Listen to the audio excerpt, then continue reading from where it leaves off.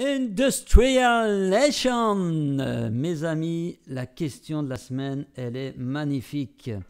Une entreprise de tôlerie de mécanique de la région parisienne, donc le responsable marketing ou la responsable marketing, c'est une dame qui m'a envoyé un message pour me dire « Je viens d'assister à une conférence sur le marketing digital où l'un des intervenants parlait de la façon dont nous devrions aborder le marketing de contenu et notamment de la nécessité obligatoire de créer un blog. Nous avons donc lancé notre blog et finalement personne ne le lit. Quels sont vos conseils?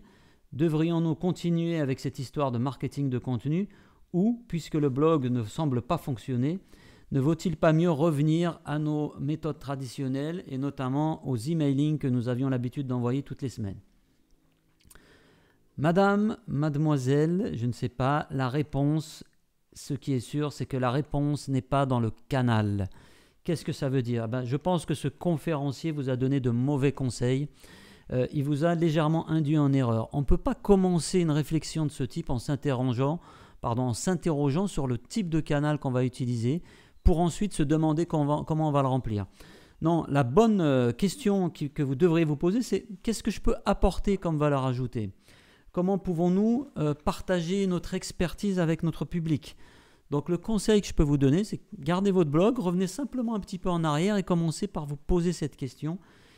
Qu'est-ce que je peux apporter comme valeur ajoutée, comme expertise, comme contenu qui vont vraiment être utiles à ma cible, à mon audience, à mes futurs clients? Comment je peux les aider à acheter? Et à ce moment-là, vous allez trouver des bonnes idées pour votre blog et je peux vous garantir que votre blog va être lu, surtout si vous commencez à faire ça de manière assidue et régulière. Ensuite, seulement décider du canal. Alors effectivement, le blog, c'est un très bon canal, mais il y a d'autres canaux qui peuvent être intéressants à ne surtout pas négliger, les médias sociaux, LinkedIn, Twitter, Facebook, en fonction de votre base.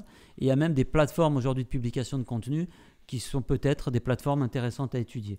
Donc ne tombez pas dans le piège de lancer un blog et de créer ensuite des contenus pour se dire il faut un blog, donc on lance ça et puis on alimentera. Ne tombez pas non plus dans le piège de créer des contenus uniquement centrés ou orientés autour de vos produits.